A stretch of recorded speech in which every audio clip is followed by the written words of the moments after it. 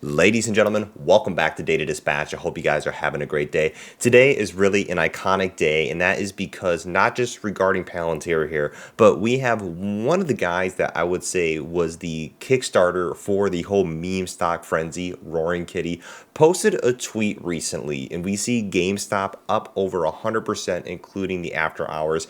AMC that's up over another 100% too. Things are starting to get wild, and this is when things start to get crazy in the market. But regardless of the speculation and those kind of stocks, we'll do a quick review of that. But we also need to talk about Palantir, our bread and butter, what we've really been focusing on, and especially looking at some important articles talking about fair value approximations over the next 5 years and what a really important catalyst is going to be, not just for PLTR, but AI stocks in general. And we're talking about the market capitalization that's anticipated to come into the generative AI industry. Also, on top of that, we have some very important inflationary data that will be released regarding the consumer price index for April that is going to play a big gauge on what's going to be happening with interest rates. And right now, the market is kind of having a little bit of a standstill in terms of the major big market trackers. And we see the Dow Jones that actually snaps its 8-day winning streak. So lots to talk about in today's video. If you are a new or a returning viewer, hit that like button, subscribe for daily videos. And of course, I'm not a financial advisor. I'm collecting all the data and dispatching it to you.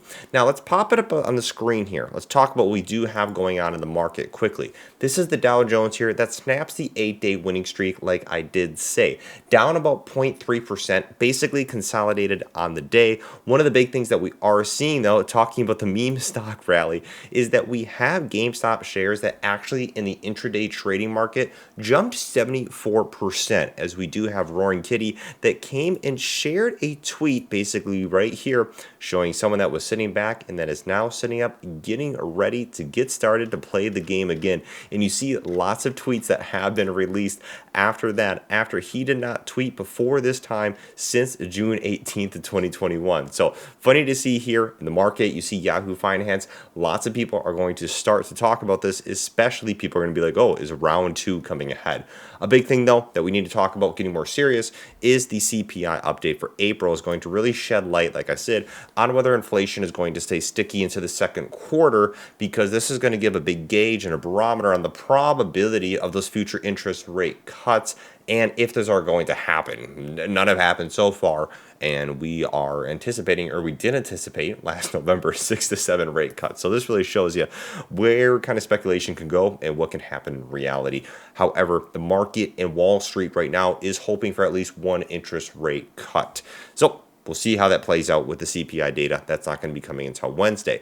Let's get into what we need to talk about quickly here. You can see the nice GME chart you see up here, up another 74%, up another 21% here in the after hours. AMC doing some crazy likewise trading. You can see lots of buying pressure coming in here. But let's talk about PLTR, our bread and butter, which basically had kind of consolidation on the day, sitting right here at 2094. Now, one of the most critical things that we've seen about PLTR in terms of a technical analysis, we've talked about this before, is this head and shoulders patterns. Of course, bearish here in nature. But what we do see is the neckline that was testing support. You can see right here, back about a month ago, basically April 19th, triggering a critical reversal at that $20 support level. But we see with PLTR, after we had the, of course, earnings report, and you see the future guidance that was adjusted ever so slightly, the market didn't like that, and we start to see a correction of the PLTR going here from the 25s back down to the 20s.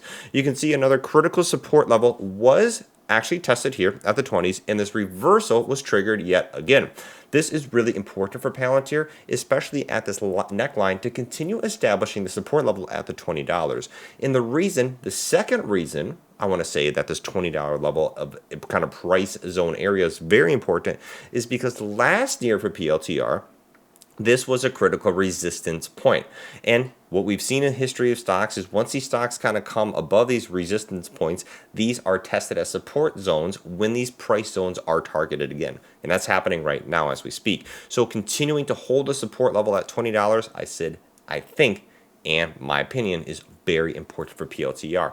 However, let's talk about some interesting articles that we do have right here from Seeking Alpha, talking about possibly the outperformance of PLTR, even if we don't see a large influx of new governmental contracts. And why the headliner is really kind of talking about that is because we see Palantir that is really starting to have successful outcomes in terms of earnings, in terms of just kind of exponentiating their business via AIP. Now, they talk about here projected future stock price of 2029 and 5 years of $108 here, suggesting, of course, you got to take, these are all projections, take this all with a grain of salt, suggesting annual returns of about 40.8% from 2024 to 2033. Now, of course, we do have, in talking about PLTR and specifically the growth plan, and that is looking into the customer acquisition and trying to retain their customers. Customer retention is, of course, incredibly important because if you can acquire those customers and they find value within the company and continue to start purchasing and continuing on with their subscriptions and their products, this shows you that they are getting a lot of utility. And you can see these clients are actually utilizing Palantir and seeing benefits within their own personal businesses.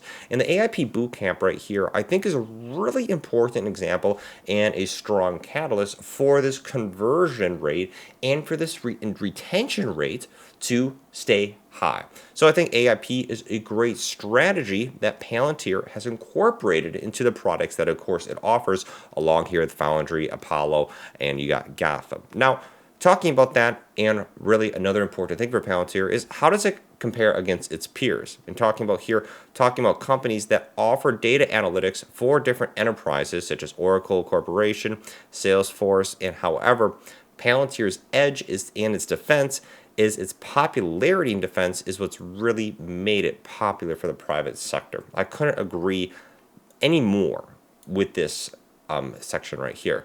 Talking about Palantir really is a leading competitor. And another reason that we have seen this is just due to the fact, looking at their balance sheet and the fact that the amount of cash they have on hand to continue to invest into developing its projects, into marketing, into kind of getting involved with all these different companies is really important for what the next piece of this article I want to talk about, and that is the industry outlook right here.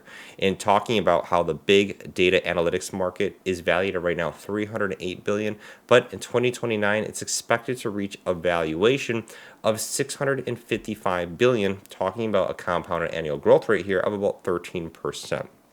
And specifically, what we also see in generative AI spending in terms of billions over basically by 2032. That is now going to be happening in 8 years.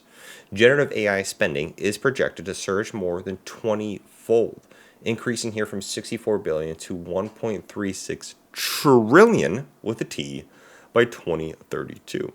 And what this shows you, not just in terms of Palantir, but AI stocks in general, and specifically talking about how Palantir was a leading competitor within this sector, the amount of market share that could really come into this stock and how can Palantir really achieve this growth rate. I think what we're going to see is this kind of change in market share coming into this industry, keeping up with this compounded annual growth rate that Palantir needs to sustain to see these kind of future price fair value, kind of price targets that you're seeing across the headlines like the $108, blah, blah, blah. Valuation, of course, is important to talk about. And what we see with PLTR is possibly getting more into its value-oriented area than it needs to be. Now, of course, it still does trade at a very high premium. We Palantir at $20, but however, compared to a lot of the other industry kind of competitors, they all trade at high premiums right now. And that is because generative AI basically is in a boom right now. Just look at NVIDIA, for example. So, of course, if everybody thinks that Palantir, maybe not everybody, but if a good amount of the market believes that Palantir is going to continue to have great earnings report, it's continued to maintain a compounded annual growth rate, continue to get those commercial revenue numbers up, acquire more customers, especially using AIP, and retain more of those customers, they're going to pay a premium for the price right now because they project the future value is going to be higher and make them money. So with that, you have a high valuation that carries along with it. However, Palantir right now holding at this price zone, even if Palantir continues to develop and we're seeing it still sit at about that $20, valuation is actually slightly becoming better for Palantir just in this consolidation zone. So I want to know, what are your thoughts about Palantir here in the next 5 years?